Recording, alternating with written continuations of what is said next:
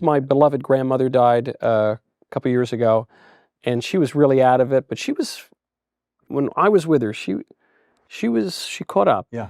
Which I guess would be an argument that also for the intellect being distinct from the brain. Yeah. Dementia, you have plaque on the brain, but the intellect is a little different. Yeah.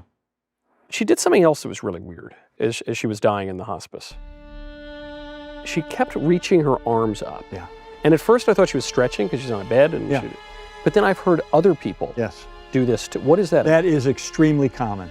I have a chapter in my book, Seeing the Supernatural, about what I call deathbed visions, which is basically what you're talking about.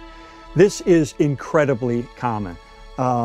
Researchers went to a huge hospice facility in New York State and told all the dying people there, would you please tell us if you have a vision, unlike anything you've ever had in your life?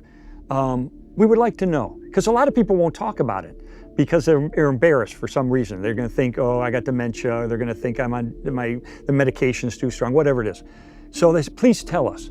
88% of them had a vision before they died of what's to come. But here, I go back to corroboration. How do I know it's not just the product of their imagination or something? Or the brain is breaking down. Exactly. I don't know. Well, on one level, one team of researchers took 3,000 of these cases and analyzed them in depth.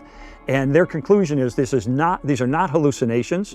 These are not something conjured up by a subconscious mind. These are not medically induced or medicine-induced, drug-induced. There's something else going on here. But here's where the corroboration hits me.